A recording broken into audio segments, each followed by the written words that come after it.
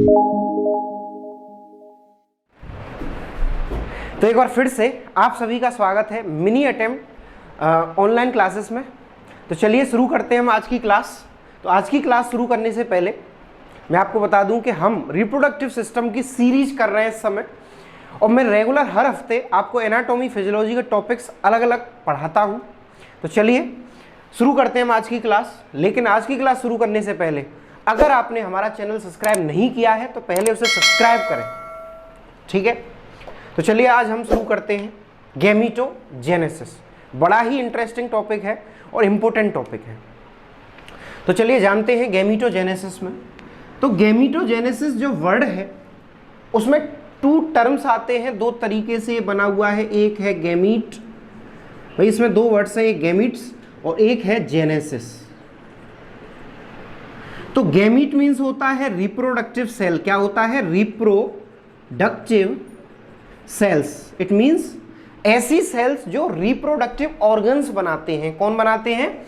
Reproductive organs. कौन से organs? Reproductive organs.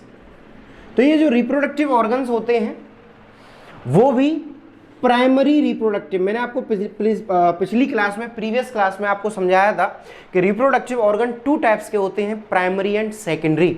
तो प्राइमरी रिप्रोडक्टिव सिस्टम टेस्टिस और ओवरी, ये दो होते हैं। और सेकेंडरी रिप्रोडक्टिव सिस्टम में इन दोनों को छोड़ करके बाकी की वजाइना, मेल के अंदर अगर हम देखें पेनिस, फीमेल में फिर यूट्रस, इंटरनल एक्सटर्नल सभी जेनाइटल एरिया, और मेल के भी सभी इंटरनल एक्सटर्नल जेनाइटल एरिया, उसमें आता है रिप्रोडक्टिव, सेकेंडरी रिप्रोडक्टिव ऑर्गन में, ठीक है। तो गैमीट्स क्या है? गैमीट्स एक रिप्रोडक्टिव सेल है जो कि रिप्रोडक्टिव ऑर्गन, वो भी कौन से? Primary reproductive organ. कौन से? प्राइमरी रिप्रोडक्टिव ऑर्गन्स इनको बनाते हैं गैमीट्स को, टेस्टिस एंड ओवरी। फिर बात आती है जेनेसिस की। तो ये जेनेसिस मीन्स होता है फॉर्मेशन। क्या होता है? फॉर्मेशन। तो अगर हम इसको कंबाइंड करें तो ये क्या होगा? इसकी डेफिनेशन क्या बनेगी इसकी? तो इसकी डेफिनेशन बनेगी फॉर्मेशन ऑफ गैमीट्स। तो एक ऐसी प्रोसेस है जिसके थ्रू गैमीट्स का फॉर्मेशन होता है। क्लियर? गैमीटोजेनेसिस क्या है? यह एक ऐसी प्रोसेस है, एक ऐसी प्रक्रिया है जिसके द्वारा गैमीट्स का फॉर्मेशन होता है। और गैमीट्स मैंने आपको क्या बताया? गैमीट्स मेल में स्पर्म को कहते हैं जो कि टेस्टिस से बनता है, और फीमेल में ओवरी से बनने वाले ओवम को या ओवा को हम कहते हैं गैमीट। क्लियर? तो चलिए टॉपिक में आगे बढ़ने से पहले कुछ टर्म्स हैं जिनको हम क्लियर कर लेते हैं। जैसे एक टर्म था गैमीट जो कि हम क्लियर कर चुके हैं। सेकंड इसमें जो बार बार यूज होगा वो होगा माइटोसिस और मियोसिस। ये दोनों ही क्या है? सेल डिवीजन है। ये दोनों ही टर्म इसमें बार बार में यूज होंगे, एक माइटोसिस और एक मियोसिस। तो माइटोसिस क्या है और मियोसिस क्या है?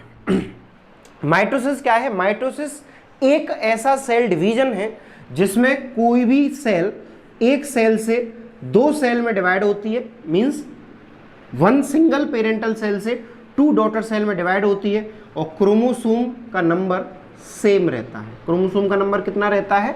Same as parental cell. और पेरेंट सेल में क्रोमोसोम की संख्या 46 है, 46 है, तो डॉटर सेल्स में भी 46 इसका नंबर होता है। क्लियर? देन मियोसिस क्या है? मियोसिस एक ऐसा सेल डिवीजन है जिसमें क्रोमोसोम की संख्या हाफ हो जाती है, और जो पेरेंटल सेल है वो 4 डॉटर सेल में डिवाइड होती है और क्रोमोसोम्स हाफ हो जाते हैं। क्लियर हो गया? तो माइटोसिस और मियोसिस क्या है? ये एक सेल डिवीजन का टाइप है जो कि दो तरीके से होता है। माइटोसिस ऐसा सेल डिवीजन जिसमें क्रोमोसोम का नंबर सेम रहता है बट सेल को दो हिस्सों में बट जाती है। लेकिन मियोसिस एक ऐसा सेल डिवीजन है जिसमें पेरेंटल सेल 4 हिस्सों में बट जाती है और क्रोमोसोम्स की संख्या आधी हो जाती है, हाफ हो जाती है। क्लियर? तो हमने ये तीन टर्मिनोलॉजी जो कि गैमीट है, मियोसिस, माइटोसिस, ये क्लियर कर लिया। तो चलिए आज हम अपने टॉपिक की शुरुआत करें।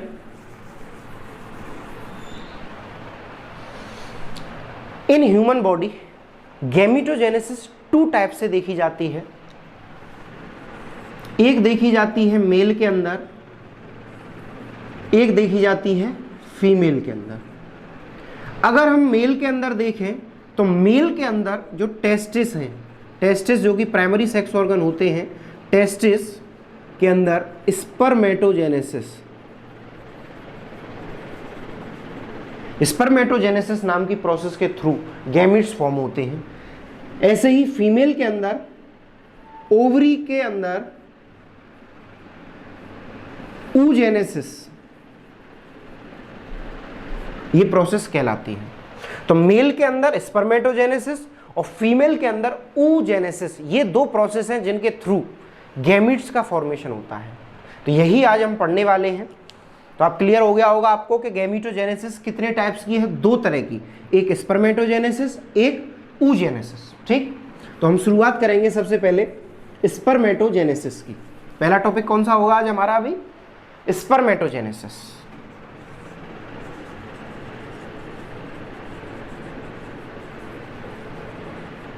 तो स्पर्मेटोजेनेसिस मींस क्या हुआ? Formation of sperm, formation of sperm means sperm का बनना ही स्पर्मेटोजेनेसिस कहलाता है। और ये फॉर्मेशन होता है टेस्टिस के अंदर। किसके अंदर होता है? टेस्टिस के अंदर। जो स्पर्मेटोजेनेसिस है इसको कंप्लीट होने में लगभग 70 डेज का टाइम लगता है। कितने दिन का समय लगता है? 70 दिन, 70 डेज का टाइम लगता है। और ये process after the puberty, after the puberty he start होती है। इस बात को हमेशा आप याद रखिएगा। ये स्टार पॉइंट मैंने इसलिए बनाया है कि मेल के अंदर ये आफ्टर द प्यूबर्टी स्टार्ट होती है, लेकिन फीमेल में ये बिफोर बर्थ ही स्टार्ट हो जाती है, जन्म से पहले ही। ठीक है, तो आफ्टर द प्यूबर्टी मेल के अंदर स्पर्मेटोजेनेसिस स्टार्ट हो जाती है। और ये जो प्यूबर्टी की एज है मेल के अंदर अलग होती है, फीमेल के अंदर अलग होती है। तो मेल के अंदर ये लगभग माना जाता है 12 से लेकर के 15 साल के बीच में। ठीक है, तो 12 से लेकर के 15 साल के बीच में, इस बात को आप याद रखना कि 12 से 15 के बीच में मेल के अंदर प्यूबर्टी आती है। और प्यूबर्टी के टाइम पर डिफरेंट चेंजेस आते हैं। प्यूबर्टी क्या है? किशोरावस्था, जिसमें मेल हो चाहे फीमेल हो, सेकेंडरी सेक्स ऑर्गन पूरी तरह से डेवलप हो जाते हैं, सेकेंडरी सेक्सुअल कैरेक्टर्स पूरी तरह से डेवलप हो जाते हैं। तो ये एज प्यूबर्टी कहलाती है, जिसमें कोई भी मेल या फीमेल कैपेबल होता है बर्थ करने के लिए। ठीक है, या रिप्रोडक्टिव लाइफ इस समय से स्टार्ट हो जाती है। ठीक है, तो 12 से लेकर के 15 साल प्यूबर्टी की एज होती है किसी भी मेल की। इसी में स्पर्मेटोजेनेसिस की प्रोसेस स्टार्ट होती है। ठीक है, लेकिन प्यूबर्टी के दौरान ऐसा क्या होता है या ऐसी क्या प्रोसेस है या किसके द्वारा ये प्रोसेस स्टार्ट होती है स्पर्मेटोजेनेसिस? तो ये under the influence of some hormone, कुछ हार्मोन्स हैं जिनके द्वारा ये प्रोसेस स्टार्ट होती है। उन हार्मोन्स के नाम हैं जैसे GnRH। ये जो GnRH हार्मोन है ये हाइपोथैलेमस सीक्रेट करता है, जो कि एक्ट करता है हमारी एंटीरियर पिट्यूटरी पर। और एंटीरियर पिट्यूटरी, ये GnRH हार्मोन क्या करता है? हमारी एंटीरियर पिट्यूटरी पर एक्ट करता है। और एंटीरियर पिट्यूटरी से दो हार्मोन निकलते हैं, एक LH और एक FSH। कौन कौन से? एक LH और एक FSH। तो यही LH और FSH आगे चल के फॉर्मेशन ऑफ गैमेट्स में हेल्प करते हैं। ये कैसे करते हैं अभी हम आगे पढ़ेंगे। देन GnRH के बाद में एंड्रोजन्स। और क्या? एंड्रोजन्स।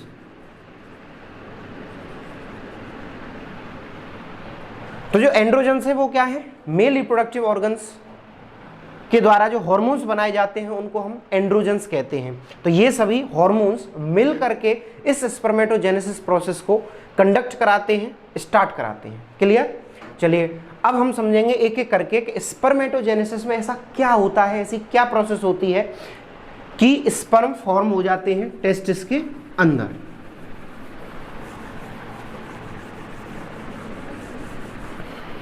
तो देखिए, स्पर्मेटोजेनेसिस में सबसे पहले जर्म सेल, कौन सी सेल? Germ cell. ये जर्म सेल क्या है? जर्म सेल नाम से ही क्लियर हो रहा है, जर्म सेल माने जो जन्म देती है या नई सेल में परिवर्तित होती है। ठीक है, तो जो जर्म सेल है ये अंडर द माइटोसिस, माइटोसिस इसमें सबसे पहले डिवीजन होता है। कौन सा डिवीजन होता है? माइटोसिस। और ये माइटोसिस डिवीजन क्या है, मैं आपको पहले डिस्कस कर चुका हूं कि माइटोसिस डिवीजन एक ऐसा डिवीजन है जिसमें कोई भी सेल एक पेरेंटल सेल से 2 डॉटर सेल बनाती है और क्रोमोसोम की संख्या उसमें समान रहती है। ठीक है, तो जर्म सेल में माइटोसिस हुआ, माइटोसिस होकर के ये स्पर्मेटोगोनिया बनाता है। क्या बनाता है? Spermatogonia cell. क्या बनाता है? Spermatogonia cell. तो ये स्पर्मेटोगोनियम सेल जो होती है इसके अंदर फिर रिपीट दोबारा से यही माइटोसिस प्रोसेस होती है। कौन सी प्रोसेस होती है? Mitosis cell division. तो जर्म सेल ने माइटोसिस की, स्पर्मेटोगोनिया सेल बनी। स्पर्मेटोगोनिया सेल जब माइटोसिस करती है तो ये बनाती है प्राइमरी स्पर्मेटोसाइट।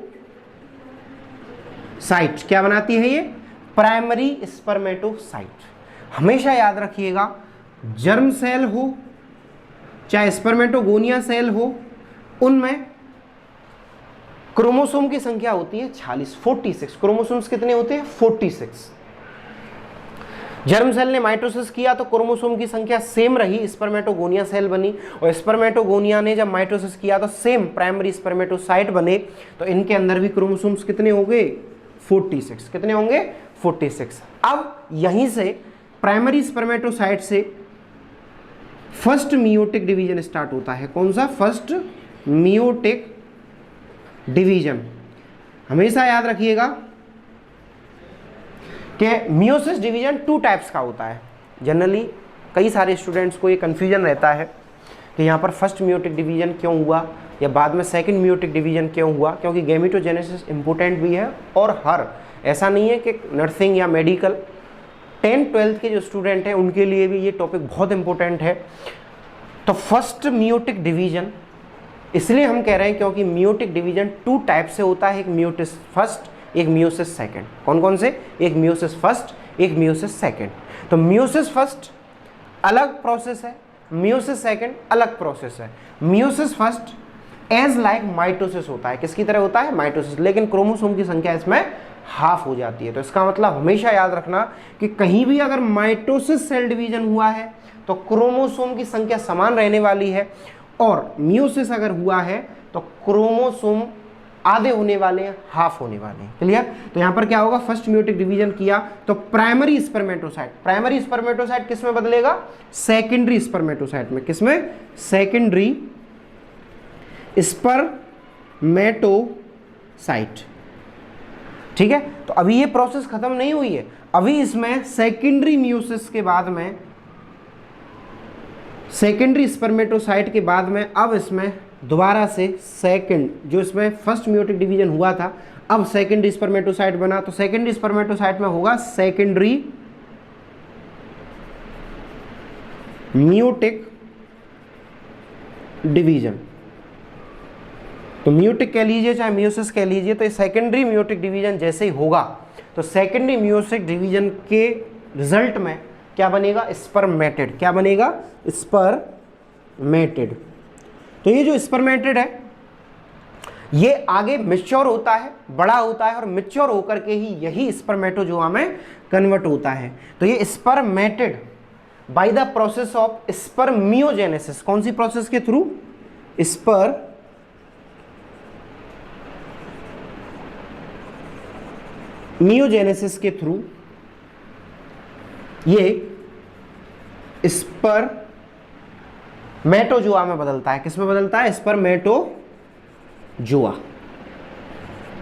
ठीक है, स्पर्मेटेड स्पर्मियोजेनेसिस की प्रोसेस के थ्रू किस में चेंज होता है? स्पर्मेटोजोआ में चेंज होता है। और स्पर्मेटोजोआ होते हैं टोटल 4। कितने बनते हैं स्पर्मेटोजोआ? 4, जिसको हम स्पर्म कहते हैं। स्पर्मेटोजोआ को हम क्या कहते हैं? स्पर्म। तो ये पूरी प्रोसेस जो आपने देखी, इस प्रोसेस को होने में जो कंप्लीट टाइम लगता है वो लगता है लगभग 70 डेज। कितना समय लगता है इस प्रोसेस को होने में? कंप्लीट 70 दिन का समय लगता है। और ये सेमिनिफेरस टिब्यूल्स में बनती है।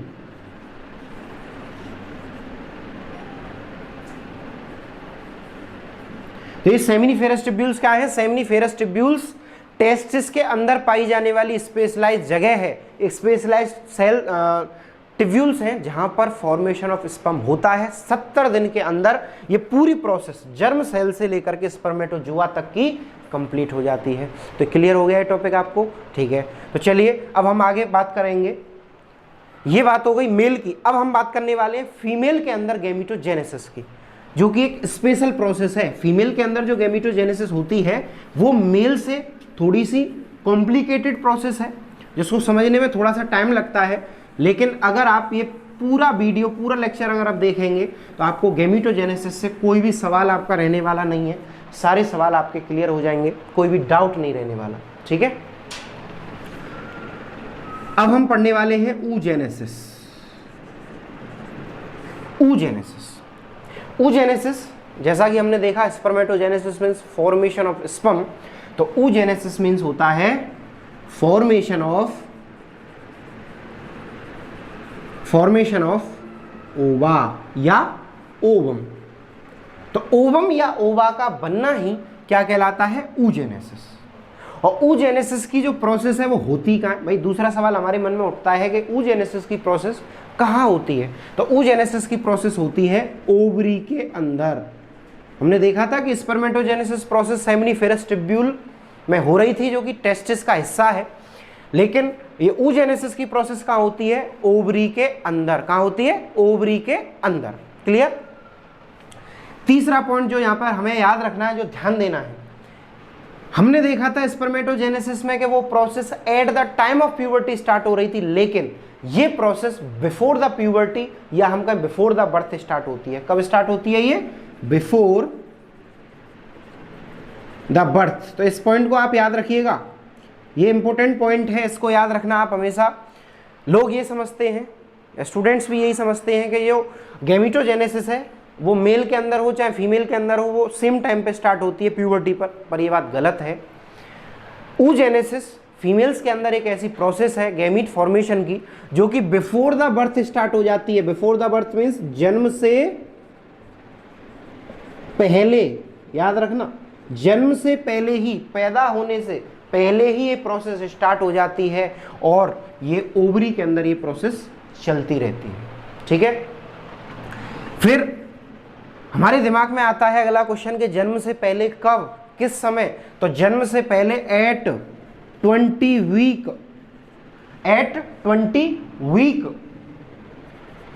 तो 20 वीक के समय पर, जिस समय फीमेल फीटस यूट्रस के अंदर होता है गेस्टेशन पीरियड के दौरान, एट द 20 वीक, 20 हफ्ते में जब ये फीटस हो जाता है, तो इसके अंदर oogenesis की प्रोसेस स्टार्ट हो जाती है, जिससे कंप्लीट फॉलिकल्स जनरेट हो जाते हैं, या हम कह सकते हैं फॉर्म हो जाते हैं। ठीक है, तो कंप्लीट oogenesis के थ्रू कंप्लीट फॉलिकल्स 20 वीक की फीटस में बन जाते हैं फीमेल के अंदर। क्लियर?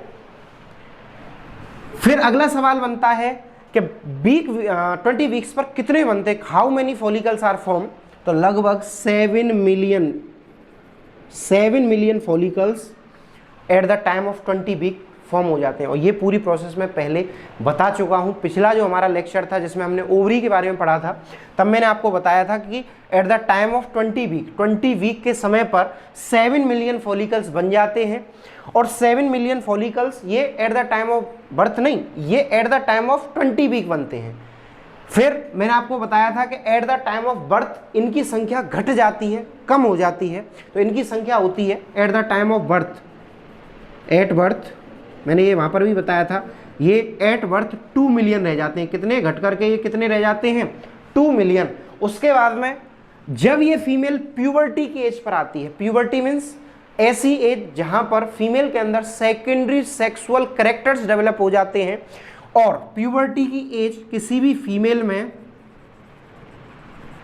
10 से लेकर के 15 साल के बीच में स्टार्ट हो जाती है प्यूबर्टी की एज, 10 से 15 साल। तो 10 से 15 साल की एज में eight the time of puberty उस फीमेल में सिर्फ ओवरी के अंदर कुल 4 लाख फॉलिकल्स बचते हैं। नेक्स्ट फिर आती है बात एट मीनोपॉज। मीनोपॉज मीन्स क्या होता है? मीनोपॉज मैंने आपको प्रीवियस लेक्चर में भी कहा था कि मीनोपॉज एक ऐसी प्रोसेस जिसमें फीमेल में सीजेशन ऑफ मेंस्ट्रुएशन हो जाता है, मेंस्ट्रुएशन साइकिल स्टॉप। तो एट द मीनोपॉज जिसकी उम्र होती है लगभग 40 से लेकर के 45 साल, या हम कह सकते हैं 45 से लेकर के 55 ईयर्स तक। तो इसकी करेक्ट एज जो आपको देखने को मिलेगी बुक्स में और कई सारी जगह, वो 45 से लेकर के 55 साल की जो फीमेल होगी उसमें मीनोपॉज स्टार्ट होने लगता है। किसी किसी में 45 पे, तो किसी किसी में 50 पे, तो किसी किसी में 55 पर। तो एट मीनोपॉज ये फॉलिकल्स लेस देन 10,000 रह जाते हैं, लेस देन 10,000 माने 10,000 से भी ये कम इनकी संख्या रह जाती है। बाकी का क्या हुआ? बाकी के सब at the time of menstruation या at the time of puberty, ये रिप्रोडक्टिव एज में हर महीने हर मंथ क्या हुआ? ये मैच्योर हो गई, एक एक ओवा बनता चला गया। तो ये बाकी के ये ओवा हैं डिस्ट्रॉय हो जाते हैं eight the time of menopause. Clear? तो अब हम बात करेंगे कि जो oogenesis है वो प्रोसेस किस तरीके से कंप्लीट होती है, शुरू से लेकर के एंड तक कैसे ओवा बनते हैं ओवरी के अंदर। ठीक है, तो ये कुछ वैसे तो स्पर्मेटोजेनेसिस की तरह ही होता है, लेकिन ये बहुत ही डिफरेंट प्रोसेस है और बहुत ही इंपॉर्टेंट प्रोसेस है। तो फर्स्ट ऑफ ऑल सबसे पहले ओवरी के अंदर पाई जाने वाली जर्म सेल्स हम किन्हें कहते हैं? ऐसी सेल जो किसी भी दूसरी सेल का या रिप्रोडक्टिव सेल ओवरी के अंदर ओवा या स्पर्म टेस्टिस के अंदर बनाने में हेल्प करती है। ये जर्म सेल सबसे पहले माइटोसिस सेल डिवीजन करती है। कौन सा? माइटोसिस सेल डिवीजन इस जर्म सेल में होता है और माइटोसिस होकर के ये ऊगोनियम सेल बनाती है। कौन सी सेल? ऊगोनिया। कौन सी सेल बनाती है? Oogonia cell. हमने स्पर्मेटोजेनेसिस में पढ़ा था कि स्पर्मेटोगोनियम सेल बन रही है, सेम उसी की तरह यहाँ पर जर्म सेल्स में माइटोसिस के बाद में क्या बनना है? Oogonium cells. क्या बन रही है? Oogonium cell. यही ऊगोनियम सेल आगे चल के सेल डिवीजन करती हैं दोबारा से। कौन सा? माइटोसिस। मैंने आपको पहले भी बता चुका हूं कि माइटोसिस सेल डिवीजन एक ऐसा सेल डिवीजन है जिसमें क्रोमोसोम की जो काउंटिंग है वो हाफ नहीं होती, सेम रहती है। तो जर्म सेल के अंदर क्रोमोसोम 46 होंगे, 46 ही ऊगोनिया में होते हैं और 46 ही जो प्राइमरी ऊसाइट बनेगा, यानी ऊगोनिया से माइटोसिस करने के बाद में क्या बनता है यहाँ पर? Primary oocyte. तो ये प्राइमरी ऊसाइट के अंदर भी क्रोमोसोम कितने होते हैं? 46 के 46। ठीक है, इस प्राइमरी ऊसाइट को हम ओवेरियन फॉलिकल भी कहते हैं। क्या कहते हैं इसे? प्राइमरी ऊसाइट को हम ओवेरियन फॉलिकल्स भी कहते हैं। जिस फॉलिकल की मैंने अभी बात की थी, जो कि at the time of 20 week यानी 20 वीक के टाइम पर ये जो प्रोसेस है ये स्टार्ट हो जाती है, कंप्लीट फॉलिकल, यही ओवेरियन फॉलिकल्स कंप्लीट बन जाते हैं। ठीक है, तो ये जो प्राइमरी ऊसाइट है फिर अगेन ये क्या करता है? मियोसिस इसके अंदर स्टार्ट हो जाती है। कौन सी प्रोसेस स्टार्ट हो जाती है? Meiosis cell division. तो इसके अंदर हो जाता है स्टार्ट फर्स्ट मियोटिक डिवीजन। मैंने आपको पहले ही बताया है कि मियोसिस 2 तरह का होता है, फर्स्ट एंड सेकंड। तो इसमें फर्स्ट मियोटिक डिवीजन स्टार्ट होगा। कौन सा? First meiosis division. तो फर्स्ट मियोसिस डिवीजन इसमें होगा और ये अरेस्ट हो जाता है, फिर arrest in first meiotic division. मैंने इसमें मियोटिक डिवीजन हुआ और ये अरेस्ट हो गया। प्राइमरी ऊसाइट क्या हुआ? फर्स्ट मियोटिक डिवीजन में अरेस्ट हो जाता है। ध्यान रखिएगा कि इसमें अभी मियोटिक डिवीजन कंप्लीट नहीं हुआ। फर्स्ट मियोटिक डिवीजन ये अरेस्ट हो गया प्राइमरी ऊसाइट। तो इतनी जो प्रोसेस हमने पढ़ी है, ये प्रोसेस पढ़ी है हमने बिफोर प्यूबर्टी। याद रखना है इसे, ये बिफोर प्यूबर्टी का प्रोसेस है, प्यूबर्टी से पहले का प्रोसेस है ये। आफ्टर द प्यूबर्टी यानी जैसे ही फीमेल की उम्र प्यूबर्टी की उम्र होगी, माने 10 से लेकर के 12 साल या 15 साल के बीच में जैसे ही वो एंटर करेगी, जैसे ही उसके अंदर मीनार्की होगी यानी फर्स्ट मेंस्ट्रुएशन साइकिल आएगी, तो इसका मतलब ये प्रोसेस अब स्टार्ट हो गई है। तो प्यूबर्टी के समय पर ये जो फर्स्ट मियोटिक डिवीजन जो कि अरेस्ट हो चुका था, अब ये स्टार्ट हो जाता है। तो अब यहाँ पर क्या होगा, स्टार्ट प्यूबर्टी के समय पर स्टार्ट फर्स्ट मियोसिस। जो मियोसिस डिवीजन है, फर्स्ट मियोसिस डिवीजन, ये at the time of puberty start हुआ और स्टार्ट होने के बाद में यहां पर बनेगा ग्राफियन फॉलिकल। क्या बनेगा, ग्राफियन फॉलिकल। ठीक है, क्या बनता है यहां पर, ग्राफियन फॉलिकल बनता है। फर्स्ट मियोटिक डिवीजन इस समय चल रहा है, अभी ये कंप्लीट नहीं हुआ है। और जैसे ही ग्राफियन फॉलिकल बनता है तो ग्राफियन फॉलिकल के एंड में जैसे ही फर्स्ट मियोटिक डिवीजन खत्म होगा,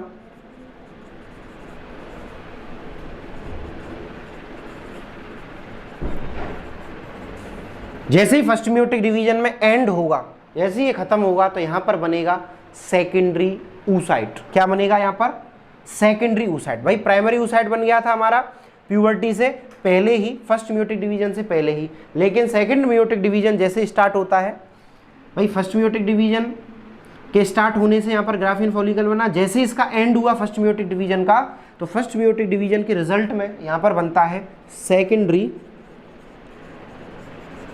oocyte। तो सेकेंडरी oocyte और साथ में एक स्ट्रक्चर और बनती है जिसको हम कहते हैं पोलर बॉडी। तो क्या चीज बनी, एक बना सेकेंडरी oocyte और एक बना पोलर बॉडी। और कौन सी polar body, first polar body. ठीक है, फर्स्ट पोलर बॉडी। तो इतनी जो प्रोसेस हुई, ये प्रोसेस हुई हमारी eight the time of puberty, puberty के टाइम के बाद में। ये हम तीन तरह से पढ़ते हैं, एक प्यूबर्टी के टाइम से पहले, एक प्यूबर्टी के समय, और एक आफ्टर द फर्टिलाइजेशन। ठीक है, तो सेकेंडरी oocyte जो बना है, इसी सेकेंडरी oocyte को हम ओवा कहते हैं। क्या कहते हैं, ओवा। ये जो सेकेंडरी oocyte है इसी को हम क्या कह सकते हैं, ओवा। अब दो स्थिति आएंगी, या तो ये सेकेंडरी ओवा यानी सेकेंडरी oocyte या ओवा फर्टिलाइज होगा, माने कोइटस हुआ, कोइटस से स्पर्म इससे अटैच होंगे, जुड़ेंगे, उसी प्रोसेस को हम फर्टिलाइजेशन कहते हैं, माने स्पर्म और ओवा का मिलना। तो या तो स्पर्म और ओवा मिलेंगे, फर्टिलाइजेशन होगा। एक स्थिति ये आएगी फर्टिलाइजेशन नहीं होगा। तो अब हम देखेंगे कि सेकेंडरी oocyte का क्या होगा जब फर्टिलाइजेशन होगा और क्या होगा जब फर्टिलाइजेशन नहीं होगा। ठीक है, तो मैं समझता हूँ कि यहाँ तक आपको क्लियर हो गया होगा। अच्छा, बीच में मैंने एक टर्म आपके लिए लिया है ग्राफियन फॉलिकल। तो ये ग्राफियन फॉलिकल क्या है, एक फॉलिकल है जो यहाँ पर आपने देखा था प्राइमरी oocyte जिसको हम ओवेरियन फॉलिकल कह रहे थे ना, यही ovarian follicle first meiotic division की शुरुआत में ही बन जाता है और इस ग्राफियन फॉलिकल में धीरे धीरे डिवीजन होता रहता है और फर्स्ट मियोटिक डिवीजन जैसे एंड होता है तो ये कन्वर्ट हो जाता है सेकेंडरी oocyte या ओवा, यानी ग्राफियन फॉलिकल रप्चर हुआ और ग्राफियन फॉलिकल के रप्चर होने से ओवा निकलता है। ये पूरी प्रोसेस आपको यहाँ से यहाँ तक की, ये जब मैं आपको मेंस्ट्रुएशन पढ़ाऊंगा, नेक्स्ट जो हमारा टॉपिक है वो मेंस्ट्रुएशन साइकिल पे होने वाला है, उसमें आपको ये सारी चीज़ें क्लियर होंगी। तो चलिए आगे बढ़ते हैं हम।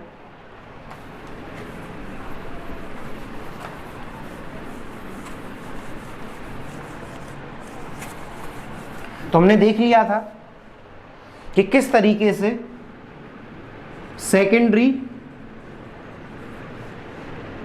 oocyte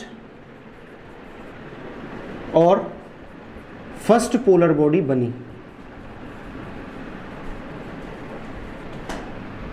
याद रखिएगा जो सेकेंडरी oocyte है उसमें क्रोमोसोम हाफ हो चुके हैं, 23 हो चुके हैं, क्योंकि जितनी भी गैमीट्स होते हैं वो हाफ होते हैं उनके अंदर क्रोमोसोम, याद रखिएगा। जो फर्स्ट पोलर बॉडी है इसके अंदर भी कितने हो गए, 23। तो जो 46 की जर्म सेल थी वो अब 23 में डिवाइड हो चुकी है बाय द मियोसिस डिवीजन। तो सेकेंडरी oocyte जिसको हम ओवा कहते हैं, यही ओवा आगे चल के दो स्थिति होंगी, या तो ये फर्टिलाइज होगा या ये फर्टिलाइज नहीं होगा। भाई या तो फर्टिलाइज होगा या फर्टिलाइज नहीं होगा।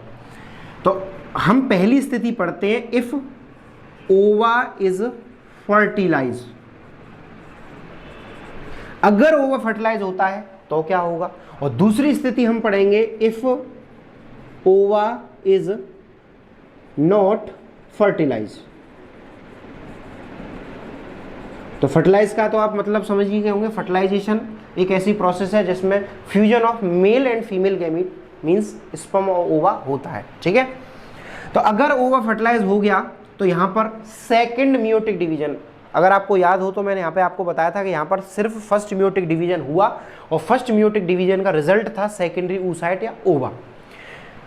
तो जैसे ही ओवा फर्टिलाइज होगा तो यहाँ पर क्या होगा, स्टार्ट हो जाएगा सेकंड मियोटिक डिवीजन। हमने स्पर्मेटोजेनेसिस में पढ़ा था कि उसके अंदर सेकेंड मियोटिक डिवीजन स्पर्म बनने के समय ही हो गया था, लेकिन यहाँ पर ये आफ्टर द फर्टिलाइजेशन होता है। और जैसे ही सेकेंड मियोटिक डिवीजन होगा यहाँ पर दो अलग अलग चीज़ें बनेंगी, जिसमें से पहला होगा प्राइमरी या हम कह सकते हैं फीमेल प्रोन्यूक्लियस, फीमेल प्रोन्यूक्लियस और सेकेंड पोलर बॉडी। क्या बनेगा, सेकेंड पोलर बॉडी। तो पहला सेकेंड मियोटिक डिवीजन के बाद में ओवा में फीमेल प्रोन्यूक्लियस बना और दूसरी स्ट्रक्चर बनी सेकेंड पोलर बॉडी। ये सेकेंड पोलर बॉडी बाद में डिजनरेट हो जाती है फर्स्ट पोलर बॉडी की तरह। जो फर्स्ट पोलर बॉडी है ये भी डिजनरेट हो जाती है आफ्टर सम टाइम, कुछ समय के बाद। ऐसी सेकेंड पोलर बॉडी भी डिजनरेट हो जाती है, लेकिन फीमेल प्रोन्यूक्लियस आगे चल के फीटस या हम कह सकते हैं जायगोट में ये चेंज होगा, जायगोट में ये डिवीजन करेगा, ठीक है। अब दूसरी स्थिति आती है कि इफ ओवा इज नॉट फर्टिलाइज, जब ओवा फर्टिलाइज ही नहीं हुआ तो इसमें क्या होगा, with in 24 hours, with in 24 hours it become destroy. तो 24 घंटे के अंदर अंदर ये डिस्ट्रॉय हो जाएगा, समाप्त हो जाएगा। तो हम कह सकते हैं कि जो ओवा की लाइफ है, जो ओवा की लाइफ है, लाइफ वो लगभग मानी जाती है 24 आवर्स। तो 24 घंटे के बाद में अगर ओवा फर्टिलाइज नहीं हुआ तो ये डीजनरेट हो जाएगा या डिस्ट्रॉय हो जाएगा। तो ये जो प्रोसेस आज हमने समझी, ये जो प्रोसेस हमने पढ़ी, ये पूरी की पूरी प्रोसेस कहलाती है गैमीटोजेनेसिस। तो अगर आपको ये क्लास अच्छी लगी हो तो इस क्लास को लाइक करें, अपने दोस्तों के साथ में शेयर करें और ज़्यादा से ज़्यादा कमेंट करें। अगर आपको ये क्लास में कोई डाउट लगता है तो उसको कमेंट करिए, कमेंट का आपको जवाब ज़रूर मिलेगा। और इसी के साथ में हम ख़त्म करते हैं आज का लेक्चर। इसी के साथ में कंप्लीट हुआ हमारा आज का lecture. Thank you very much. Medical से रिलेटेड अच्छे अच्छे लेक्चर्स पाने के लिए हमारे चैनल मिनी अटेम्प्ट्स को सब्सक्राइब करें, लाइक करें, शेयर करें।